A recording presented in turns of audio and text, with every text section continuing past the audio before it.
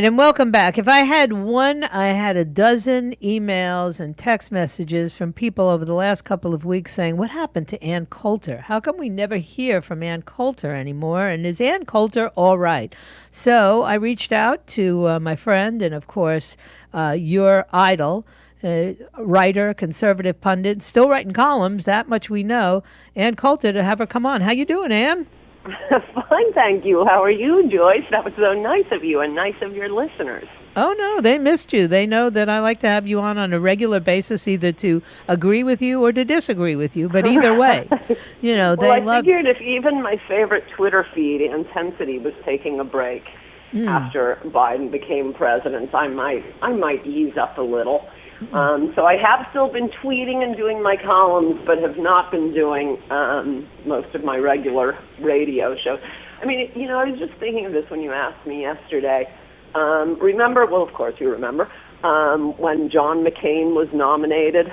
Yes. Okay, you knew, I knew. The next whatever it was, well, 8 months, and then, you know, plus 4 years. We know what's going to happen, and it's all going to be bad. There will be time to attack before the next election. Got plenty of time for that. But I just feel like I'm on a plane in a slow motion plane crash. I'd rather watch Forensic Files. Plus, which cable news is just unwatchable. When my TV dies, TVs die. I was just telling someone I'm totally not replacing them. No one under 70 is watching TV. And they're insulting us, trying to drive us away, as the whole medium is going down anyway. You have smart people, but lunatic zealots on MSNBC and airheads on the other stations. I mean, you're just insulting us. All the news is, anything interesting is on radio or Twitter.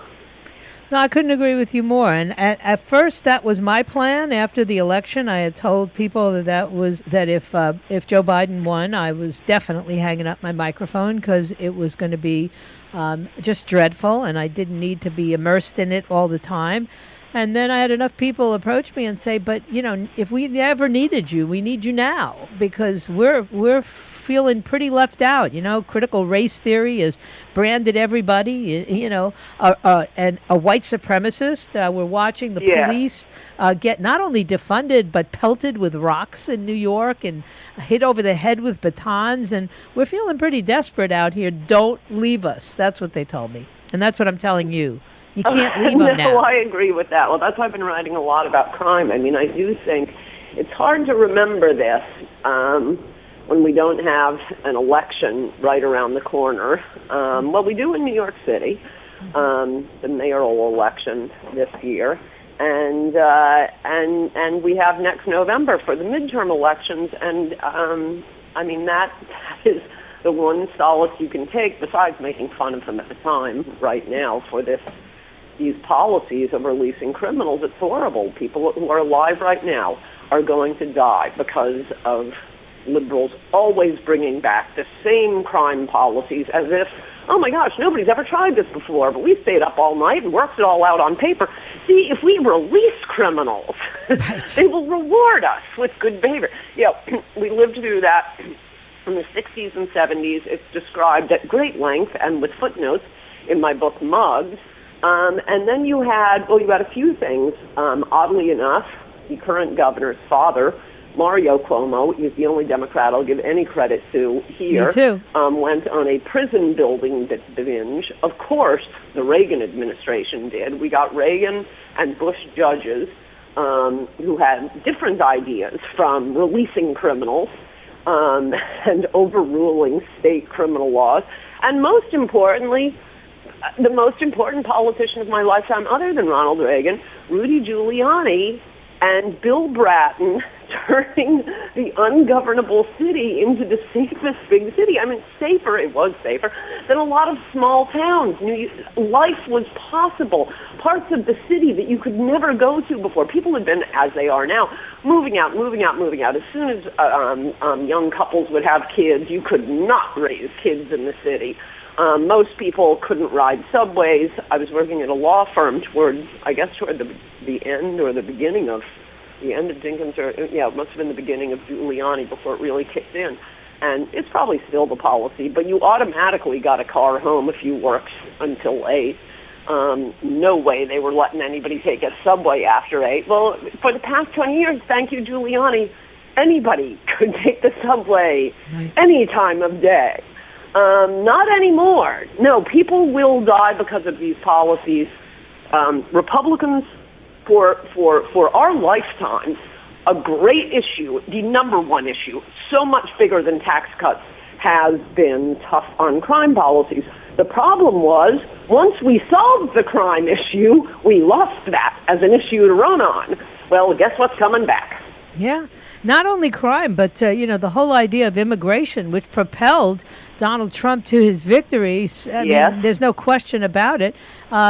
We've been saying, and I certainly have been saying for 20 plus years, that you're going to have increases in crime. Now's not a time to be talking about defunding the police when you're looking at 1 million people coming into this country who we have no way of vetting.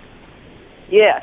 Not to mention COVID. We're in the middle of a worldwide pandemic, and they're just letting, a quarter of Latin America move in here without being checked, while, people are walking around outside with masks on. Just for the sake of COVID, could we put a break on mass numbers of untested foreigners coming in? It's madness. It shows you they really don't. They don't care about COVID per se. They care about controlling us. Absolutely. And by the way, I think COVID is real, unlike them. Yeah. Oh, no, I know it's real, but I also know that, we are playing Russian roulette at the southern border. The amount of fentanyl that's coming over is literally, during this COVID epidemic, people were dropping in my community like flies, overdoses, and nobody knew about it. I don't even know what we're going to find when we open up the doors to some halfway houses in South Florida, because that's how bad it has been and become. And the other side is, I'm not really worried, though, because they all got a copy of Kamala Harris's book about superheroes. So we should be all right, Being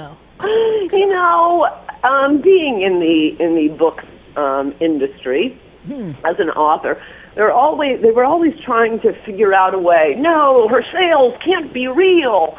And nope, they were real. They're excellent books. I highly recommend them. I write them myself.